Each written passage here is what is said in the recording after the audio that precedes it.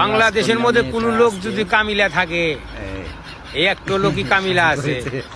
High রে কাম করা করে বাবারে বাবা, ওর কাম দেখে নিজেরই কান্দা আইছে।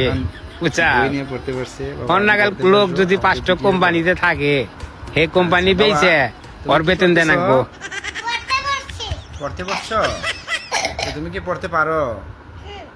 হ্যাঁ, তাহলে আমি তোমাকে কয়েকটা প্রশ্ন করি, বলতে পারবা? ওই যে তোমার সামনে লেখা আছে যে তোমার নাম কি? তোমার বাবার নাম কি? আমার বাবার নাম জাকির হোসেন। তোমার মায়ের নাম কি? আমার মায়ের নাম রিনা আক্তার।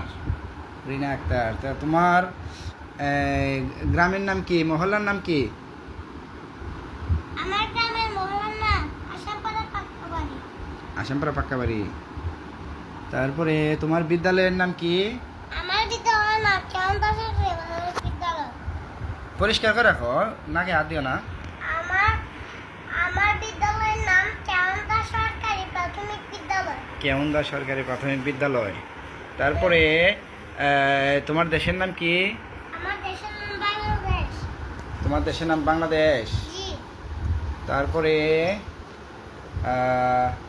বাংলাদেশের রাজধানী কোথায়? বাংলাদেশের রাজধানী ঢাকা। ঢাকা কোন নদীর তীরে অবস্থিত?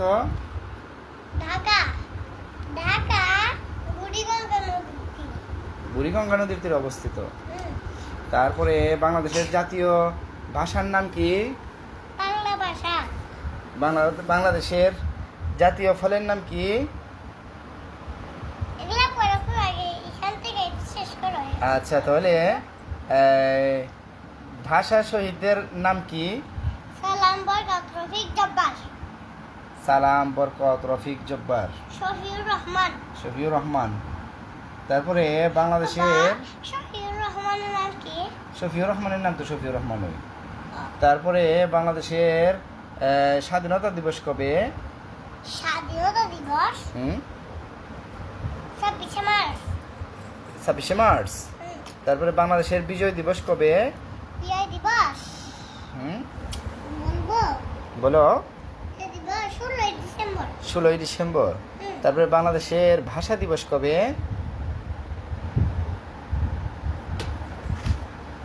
ওইখানে তো আছে, লেখা আছে তো। ভাষা দিবস কবে বলো? মাতৃভাষা দিবস। হ্যাঁ, মাতৃভাষা দিবস কবে? 21শে ফেব্রুয়ারি। 21শে ফেব্রুয়ারি।